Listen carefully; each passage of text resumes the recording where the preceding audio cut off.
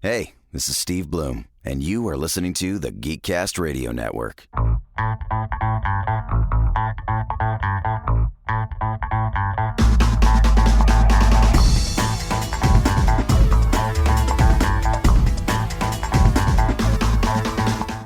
Hello and welcome to episode 174 of the Cinema Geeks. I am one of your Cinema Geeks, Optimus Solo, and joining me today is Hard Candy Mandy. Hello. Oh, hey, I'm always here. You're always here? For the most part. Is that true? Till I get drunk. Oh, okay. Movie reveal, Dan. Hello, Dan. I didn't know we were allowed to get drunk. I did not come prepared. Wait. I thought that was a different podcast. Matt Fridley-Sent is not with us in person, but you will be hearing from him throughout today's episode. And today we're doing something that we've been waiting to do for a long time, and that is put a bow on this video game film spotlight. That's right. We're wrapping it up, putting a bow on it, and hiding it away in a corner, never to be seen or heard from again. And then we're also going to tease what's coming next in our next film series here at the Cinema Geeks. So, before we get too involved in our comments, let's go straight to Matt and get his thoughts. He put a nice clip together here on his thoughts on the video game film series, what his favorite films are, what his least favorite films are, and what the future of the genre holds. So, take it away, Matt. Hello all you cinema geeks out there, Matthew Fridley-Sent here, calling in from Purgatory to help wrap up this video game movie series we've been doing. It's been quite a ride. I think I was a little more positive at the beginning than I am here at the finish line, and all I can say is I hope you enjoyed this more than we enjoyed the trip, because you guys took the short way here. In true Cinema Geek fashion, I'm going to try to hit all of the points here, the highs, the lows, the whatever else, the honorable mentions, because I think I've got a lot of strong opinions. I think that came across throughout the records, but let's just, take it home here at the final stretch. I think that the worst movies in this series weren't the crazy out there ones like, say, a Mario or a Street Fighter, which were real weird, but they took a chance, and that's an interesting thing, right? I think the worst movies in this whole series were the milquetoast bland ones that didn't need to happen. Not that any of these necessarily needed to happen, but like your Prince of Persia's, Dungeon Siege, Need for Speed. These movies don't work as a movie nearly as well as the other movies in these genres, and then they don't work well as a video game. Like, it doesn't come across as a video game movie, and it doesn't come across as an exceptional movie in its own genre, so they just exist, adding more films out there for the sake of adding more films out there. Those are the worst offenders to me. Like, you take an Uwe Boll movie, an Uwe Boll movie, like House of the Dead, it's not good, but I got way more enjoyment out of, like, the weird splicing in of video game footage, and the here's a person with a gun, and then they're holding a different gun for some reason, and they're holding the original gun, and now they're fighting, like the oddities of something like that, that's something so out there, is more entertaining, because I can at least laugh at it. Even if it's not working on the fundamental film level, that's still entertaining to me. Honestly, if I had to say the best movie, I feel, is Street Fighter, because rather than just doing straight to the top, or like a kung fu movie, like something like that, like, they just went super campy and went with, like, a very 60s feel, which is, like, a huge risk, and it's clear that either a lot of people didn't get it, or just people got it and hated it, because it didn't do well. It's not well reviewed and well loved, but I think it's the most entertaining movie of all of these, just in a standalone sense, although maybe, like, Alone in the Dark 2 with the right group of friends could be the one that is the funniest and the most entertaining because of that. And you look at all these ones, like, some of them are terrible, some of them are out there and entertaining, but not good. Like, none of them are great. No one's like, this one is exceptional. People point to Tomb Raider and Mortal Kombat as doing a good job of straddling the original source material while still being functional and entertaining in their own genre as a movie. but will there ever be one that's like a truly successful movie? Will there be an Avengers or just an Iron Man 1 of video game movies? And I think we could see that. I think that very well could happen. I just think that they need to worry about making a competent movie first and then making sure it's true to its origins. I think Mario and Sonic, a lot of these like classic ones that would have the appeal, if for the wider audiences, like they've seen these characters even if they haven't played the games, but they don't have huge. Well, I mean, Sonic has one of the most massive and just crazy spiraling stories of all time, but that's not necessary to bring in. If you look at the early games, there's almost no story. And then with a lot of these video game movies, a lot of the earlier ones, like the story was just in the booklet. Like that's why I would read those, because you don't get it across in the game. And so that gives you some pliability to stay within universe and make that movie. I've got an outline for a Mario movie that I think would, I want to say home run because I'm biased, but like, I think it would function. I think it'd be entertaining. It wouldn't be the Mario movie we got. Like, it doesn't take those risks. Not that, like, any of it's a risk, because I'm just a dude writing a note in my phone, not, some Hollywood exec throwing millions of dollars at it. But I think that, it could easily be spun into a serviceable movie that would entertain fans and non-fans alike. But do we need that? I don't think we do. I struggle to think of a reason why we need any video game movie. And this isn't me saying like, I've watched all these video game movies and they typically do a bad job, so we don't need more of them. I just think that video games are structured in a way that they're interactive. They take a long time, or they don't. Some amazing games can be beat in an hour or two.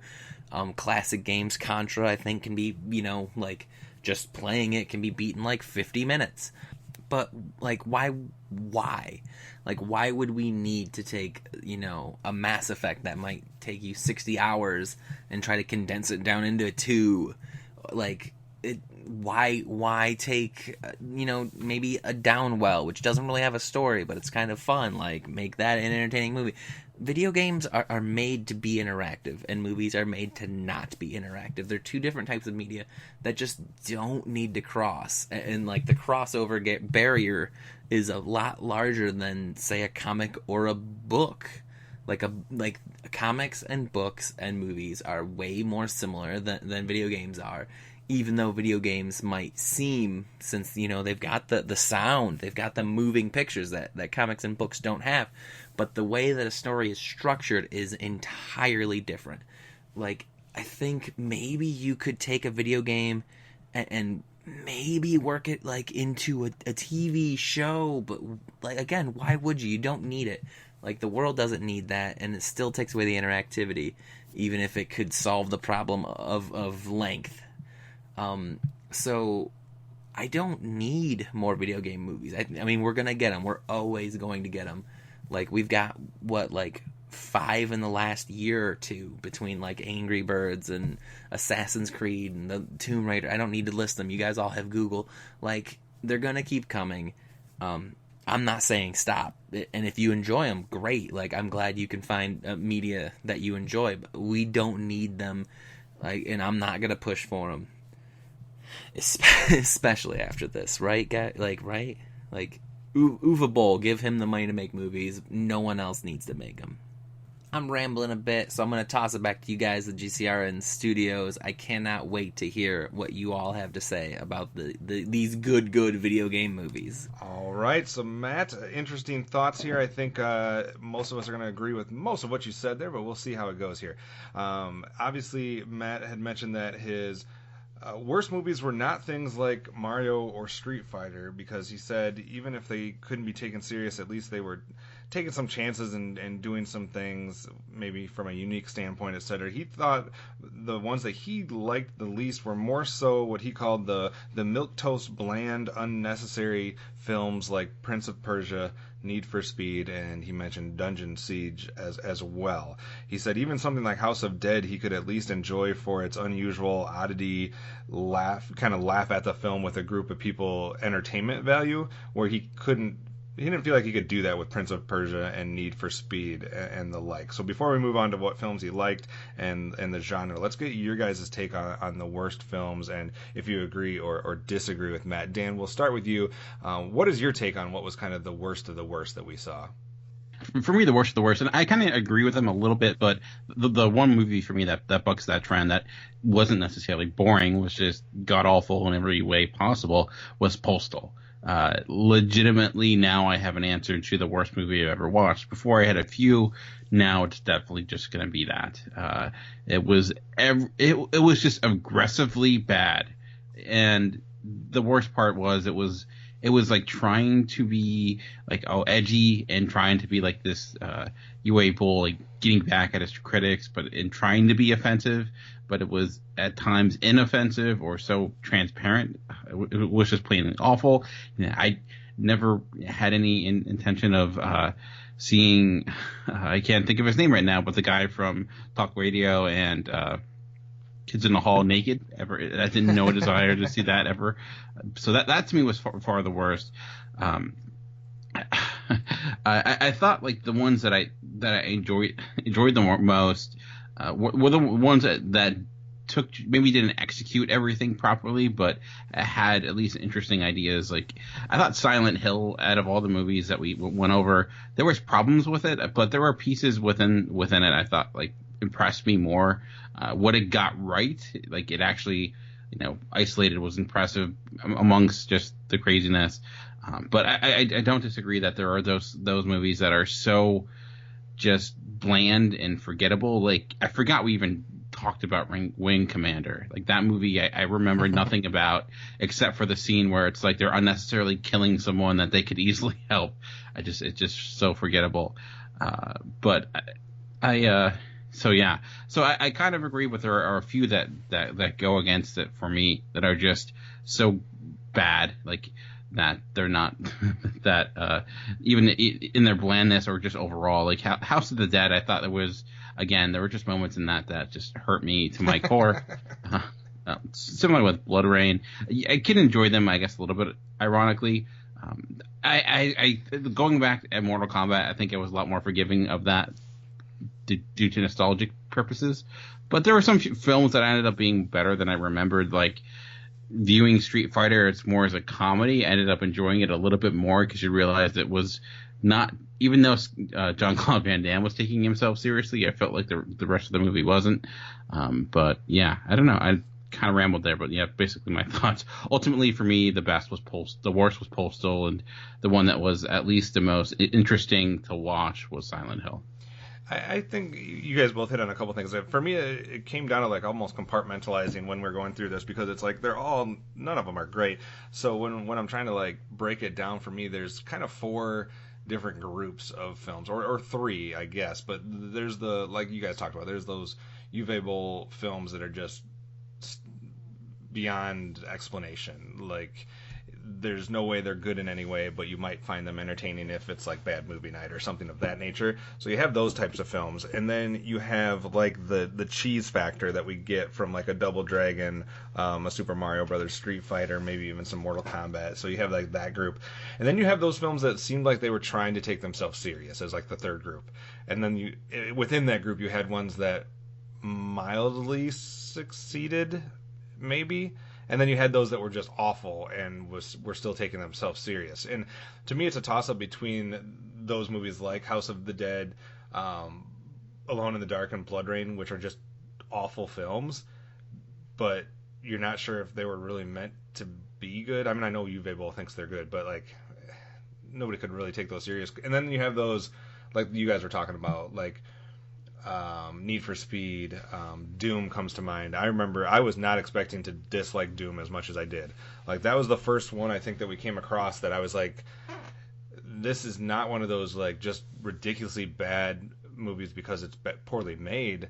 This was legitimately trying to be a a good film, and it is awful in almost every way possible. So I kind of went back and forth on those as far as which ones were worse. Is it worse to be intentionally bad or worse to be like seriously bad? And it's still all bad. It's like, if you ask me, I have to watch, like, you give me a choice of watching Double Dragon or Prince of Persia. Prince of Persia is, I think, objectively probably a better movie. It's more competently made. But Double Dragon is such an oddity of a creation that just watching it is more intriguing because its failures are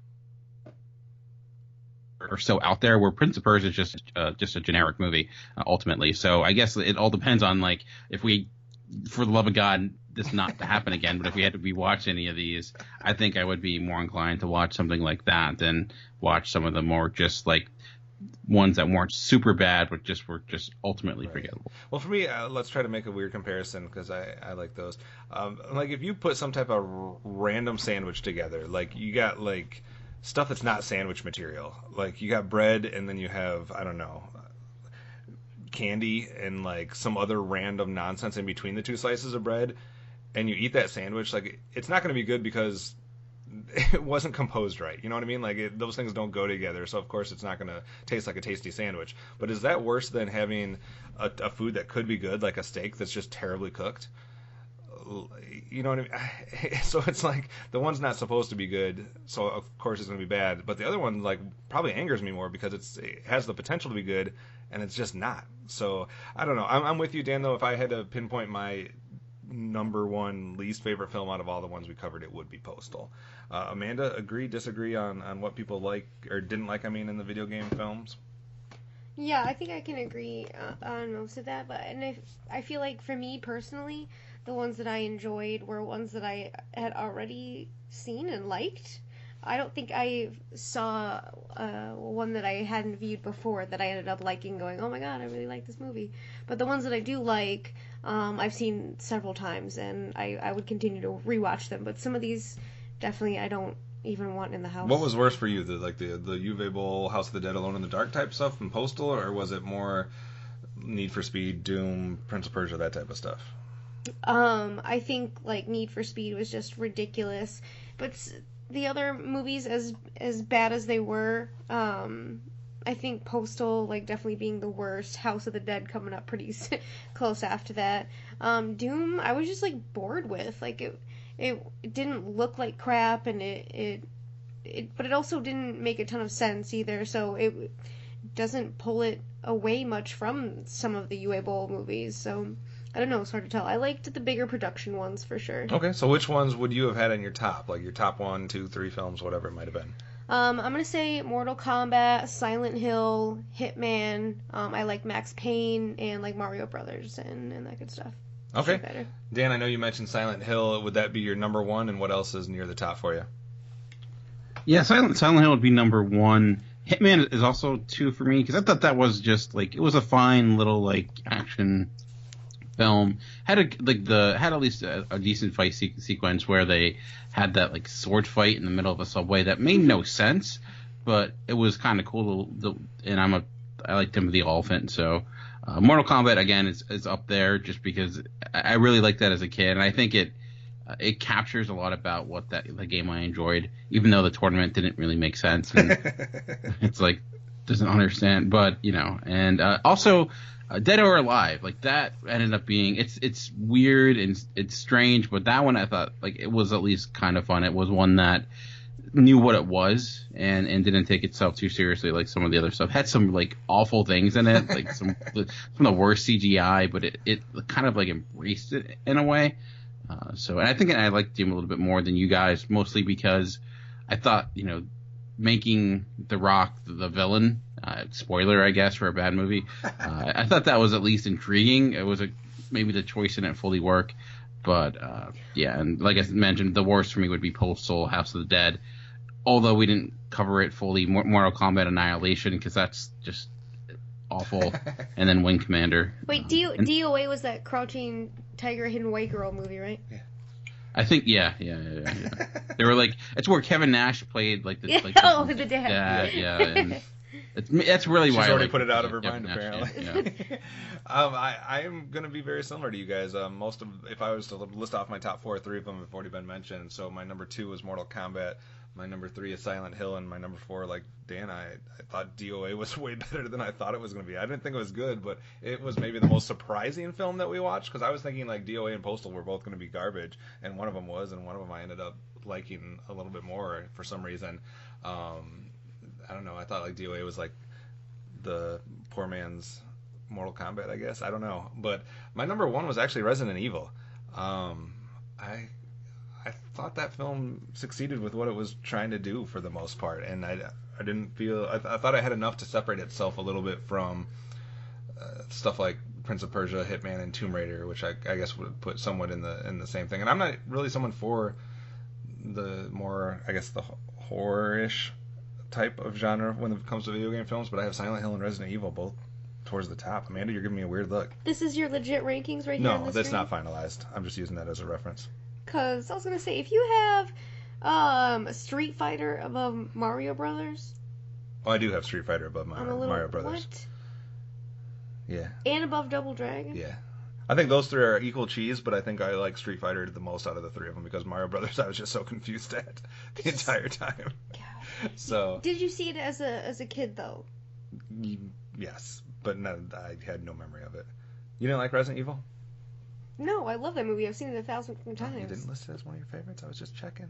I didn't know I was supposed to be ranking them. Do you see Not necessarily anything ranking. in I'm front of me? just which ones you like. What about the genre going forward? Matt said not necessary. He said there's no great films currently in this genre. He questioned, could there ever be something that did what the first Iron Man did for kind of like the Marvel Cinematic Universe as far as setting up a genre and kind of reinvigorating interest in there. But he really didn't think that would be something that would be... It could happen, yes. He's not going to, rule out the possibility, but he kind of mentioned that video games just in their core are not the right type of structure, not the right type of medium to turn into a movie. A lot of these games take, 30, 40, 60 hours plus to go through, but some of them don't necessarily have a lot of great storylines. It's necessarily, or if they do, it would take too long to unfold because they're based on you interacting with the game itself, and you don't interact with the film. So he questioned why this would be even something that is being attempted, and he said basically, we don't need video game films. He's not going to be yearning for video game films, and he's not going to be excited about them when they come out. Amanda, what do you think? Are you still excited and holding out hope for a good video game film eventually, or should the genre die? I mean, I was excited for like Assassin's Creed and even mildly for Warcraft, some of the latest ones we got, and they were crap. Not good, dude. Like, Assassin's Creed could have been so much more awesome than it was. It had Michael freaking Fassbender. And I thought that would have been the type of game that would have lent itself to a movie because of the story aspect. Yeah, it didn't go anywhere with it. So when the next film comes out that's based on a video game that you recognize or remember from your childhood, are you going to be excited about it, or are you going to say that's going to be crap? I'm probably going to be like, that's going to be crap. Dan, what do you think? Is there any hope for this genre, or should it go away forever? What's kind of weird is that, like, we've had good video game movies, but they just haven't been based on actual video games. Right. Like, Ready Player One, that very much is everything about that. I mean, it's not I wouldn't call that a great movie, but it's better than any movie we talked about so far today. Wreck-It Ralph, taking those elements of it. So it's like, if those movies can do it well and they're inspired by, it's weird because Ready Player One is inspired by video games, but also movies, and similar with Wreck-It Ralph. I think it's a possibility, but I feel like we've gotten to the point, like, there might have been a period of time where it made sense to make movies about video games because there were, like, things movies could do better than video games at that time. But I feel like we've overlapped that, where video games are just as capable of doing stories and storytelling as much as movies. Even, they're massive. They, can have these, interlocking stories that go on through different games and genres and things of that nature. So what is putting it in a movie do? Like, what would be the purpose of taking a video game and making a movie out of it outside the hope of making money? Does that medium lend itself to tell a story in a better or different way? And I don't know if it can anymore. Like, can you? I'm so out of video games. I don't know what the big video game is, but like Fortnite or not Fortnite, but Fortnite. what is that? Fortnite's a video. What's the game they're all? Is that Fortnite the game they're playing now, where that's like the battle royale or whatever? Like that obviously is a game that probably wouldn't work unless they made it crazy. But I think it's possible. I mean, it was a very long time where comic book movies weren't good. We had Superman and Batman in 1989, and that was about it until 2000. So it could possibly happen. I don't know if we need it to happen or what that video game would be to make it work. Maybe it is like, there's this Halo TV series that's being rumored. Maybe that could like lend itself, but I don't know. Like I think if it would work, it would just be one of the more simple games like a Mortal Kombat. That's just your basic taking your cues from the general setup and doing it. But like at one point in time, video games were trying to emulate movies, and now vice versa. Like movies are trying to be like video games. So then I don't know. Like I feel like it's not really pertinent, but maybe it could happen. I'm just not holding my breath. Yeah, I'm definitely not holding my breath either. It's weird too when you think about it, because a lot of it works the other way. I guess you can make a decent video game out of a movie, and for some reason, video games, do they translate better to a cartoon, like a cartoon or animated series? I mean, I know there's been a lot of awful cartoon animated series based on video games as well, but I feel like you've had more luck there. I don't know if that's a better format for it because of whatever reason, but maybe they should stick to that, like, or try going a TV series route or something, because I just feel like the constraints of a 2 to 3 hour movie or 1.5 hour movie or whatever it might be it's just not enough, or else they've just, the times that it seems like it should have worked, they didn't have the right person calling the shots, or they just dropped the ball, it seemed like. So I'm definitely not holding my breath. I'm surprised they never made a Grand Theft Auto movie, I guess, but I don't know if that would work either. But in the racing phase of like Need for Speed and Fast and Furious, I'm surprised they didn't like try something like that. But I can't think of a specific movie. Like I would have thought Assassin's Creed could, and I'm not a big Assassin's Creed player, and I'm not a big gamer at all, but I thought just with the way that their kind of story went, that would lead to some cool things. But again, they dropped the ball on that one as well. So I'm done holding out hope. I thought Warcraft would be the one that changed it, because you had a good director, or at least a person who made a good movie. He's not had much luck lately, and it seemed like you're basically doing a fantasy story, Lord of the Rings-esque element, and I think part of that movie did somewhat work, but a lot of it didn't. So I don't know if it, and it wasn't that like the director didn't care about the property, wasn't He certainly had a lot of admiration for it, so it had everything up to it. It just ended up failing. So I don't know what exactly it is, what's holding it back. If it's just the curse of video game movies, but you could have nailed it. You could have nailed something there though, because could it be a situation where if you have someone that's very passionate about the property, they're not a skilled director, and if you have a skilled director, they're not passionate about the property? Could that be something that's causing so many misses? Have we had a really competent director that's also been very well versed and passionate about a video game property? I'd have to go back and look, but I don't. I mean, I think Warcraft is the one that would come to mind. I mean, I will say we're talking about it, but I do kind of like the Resident Evil franchise. It's not a great film, and it gets away from the video games a great deal. Mm-hmm. They're kind of trashy fun. But I don't even know if you would qualify them as video game movies, because by the third movie, it was, very, very different.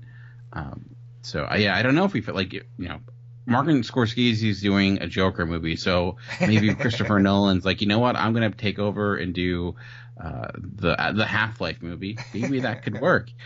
Who knows if that would actually happen, but it's possible. Like if you get the right director who has, we're getting a lot more directors now that are growing up and had played video games as kids, where maybe that in video games that could actually make into movies. So maybe that will change in the next decade or so. But I don't know. I mean, there's been some good shorts, like the short they did for what was that movie with with the Portal. They did a Portal yeah. short, and that was really good. So who knows? Yeah, that's true. Amanda, are you just glad that we didn't cover any of the sequels? I have no room in my life for sequels. That's like To these movies. video game sequels or Disney sequels, which is worse? I don't know. Some of those Disney sequels I like. All right, we're going to take a quick break. When we come back to the break, you're going to hear Matt one more time, and he's going to be going over his thoughts on the poll options that we have as far as our next our next movie series. Don't ever let me say video game on this podcast again. We're going to have 4 different options for you guys to pick from to be our next series. So I'm going to let Matt introduce that, and then we're going to react to the 4 choices and kind of outline them a little bit better for you guys right after the break.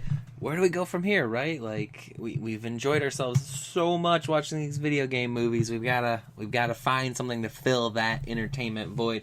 And we've discussed these 4. We've discussed so many more than just the 4 options we're polling, right? Like we've thrown around so many ideas, and there are so many things we want to do, we want to bring to our crowd.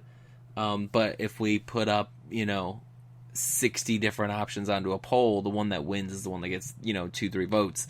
So we settled on these 4, and honestly, if I'm being perfectly honest, and this will probably come as a surprise to absolutely no one, of the 4, there's one that I have experience in, right? Like I've always been an anime fan for as long as I've been a fan of things.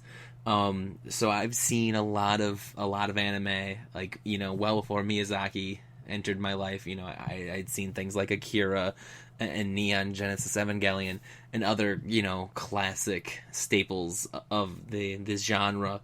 But like Western movies, you could probably count the amount of Westerns I've seen on my fingers. And silent movies, you don't need fingers to count them, because I don't think I have seen a single silent movie. I've seen Nosferatu. I bought a $1 copy of Nosferatu with a instead of whatever the classic backing track was, or whatever they did in silent movies, because I'm not gonna pretend that I truly know. They had put Type O Negative, which is like a metal band's music, over it, and it was just so disjointed and weird. I could not make it more than 20 minutes into that.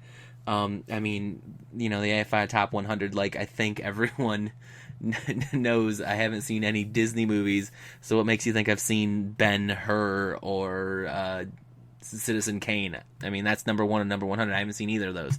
And I'm sure I haven't seen 85 of the ones between them. So, like, if we watch any of those other 3 categories, it's going to be entirely new experiences for me, and I'm gonna enjoy it, hopefully. I mean, no promises. And if we go with the anime one, then I'm gonna be real comfortable. I'm gonna be watching movies maybe for the second or third time, or watching movies for the first time that I already know key points of, because they've just I just have sat in that space before. And it's hard for me to just back one of these horses. They're all so different, but I think just purely for my comfort zone, I'm gonna go and back silent movies. I think maybe the top 100 is probably would be a better thing for me. I've never seen The Godfather, and it becomes almost like a list of shame because there are so many I haven't seen. But I think that silent movies is the furthest from what I know, and so I think I'm gonna vote for that one. I think that's gonna be the most different. Like, I think none of us feels super comfortable in that space. Like, I it doesn't come up in conversation much. So I think if you want the most interesting and wildly off topic and weird one, I think that's where your vote should go.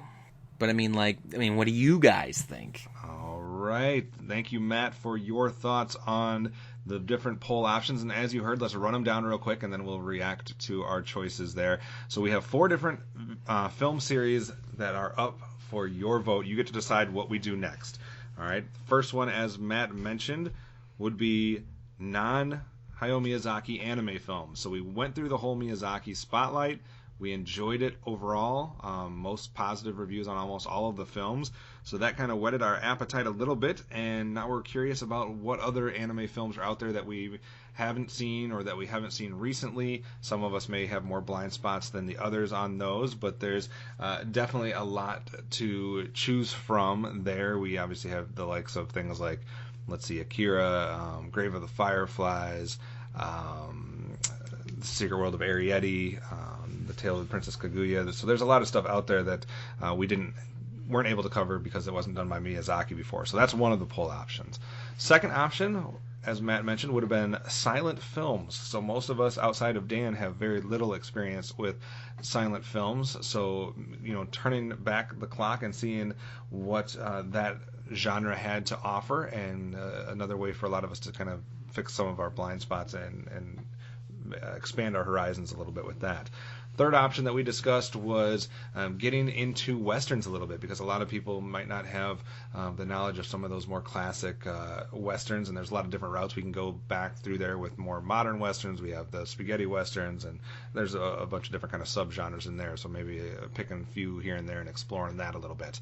And then the last option everybody always talks about, and we did our recently last year, our top 100 films, personal films of all time, but what about the critics list of top 100? So specifically, we were going to look at the AFI, American Film Institute, top 100, and kind of go through there and highlight ones that the majority of us have not seen and see if they're as good as everybody says they are. So those were kind of the choices. You heard Matt say that maybe the easiest one for him to do would be the non-Miyazaki anime films, but the one that he was most intrigued about was the silent films. So Dan, what are you thinking about those four options, and kind of, are you pulling for people to go one way or the other, or which ones do you have the most and the least experience with? I would think the one I probably had the most experience with is possibly silent films. I don't know. I think I've watched a decent amount of the AFI Top 100. There's still some in there that I have yet to see, but mostly the stuff near the top, because I tried to, like, my own accord, try to do that one year and didn't get very far. But I think the one I'd be most excited about, maybe silent films, just to talk to you all about them and see, because there's a variety of different ones, and seeing how well those they hold up. So that, I think, would have a lot of potential to talk about. But I think that the benefit of doing the top 100 would be we would be able to get different genres, different directors, so it would at least provide the most variety. So that would also be interesting. And the other thing that we might want to think about is which one's going to provide us the best films, so we can get as far away from the video game film genre as possible. Amanda, are you excited about one? Are you trying to pull people to vote for a certain one? And what's your various levels of experience with each of those? To be honest, not a big fan of silent films, so it's gonna be hard to keep Amanda awake in those. The AFI films, I think Dan makes a good point that we'd have the most variety, and that's always a plus. My personal fave, I think, would be westerns. I'm really hoping for that one, to be honest. I have some background in westerns, as that's like all my grandma watches. So, growing up there, I got to be witness to some good ones.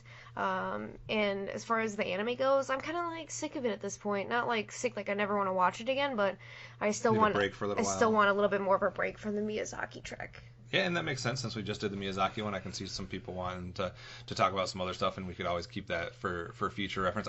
I'm intrigued by the Western one because it's been a genre that I've always enjoyed, but for some reason haven't explored it as much as I should have or would have liked to. So it would give me an excuse to kind of dive into that a lot. So I could definitely be happy with going that route. I know I definitely have some blind spots on the AFI list, so I'm intrigued with that. And silent films, I would be intrigued to do that as well, because I have very little experience with that. I think I've seen a few, but it's been a long time, so that would be interesting as well, to just kind of try to see things in a different way and go back to when movies were about something different than what you get sometimes with just plethora of visual effects, or where people are concerned more about that than the actual storytelling, and they do so much storytelling through the body language in those that it would be intriguing to watch some of that and kind of get a lesson in that. So I'm intrigued with most of them, but I can definitely see people's argument for each of the four. So I'll be happy either way. I don't have like a front runner. I guess You better vote for Westerns. Amanda's saying Western, so maybe I should say that.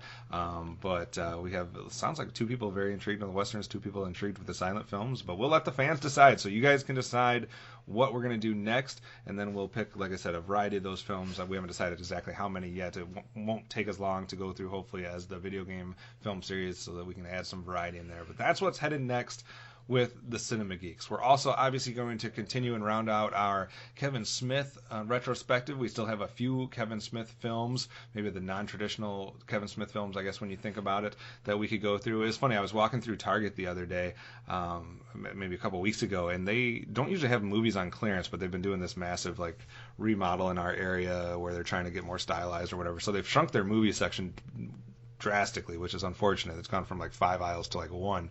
And they had a clearance section, and there was literally a 2-pack DVD that had Clerks 2 and Zack and Miri for like $7. And I thought it might be too high still, so I didn't pick it up. But yeah, so we still have a few Kevin Smith films to get to.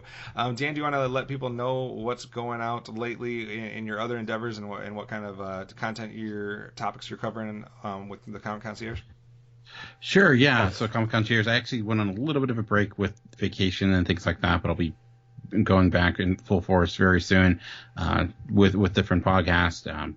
Talking about a variety of different things. On Mondays, I do weekly wrap-ups, and on Thursdays, I do a deep dive with a special guest.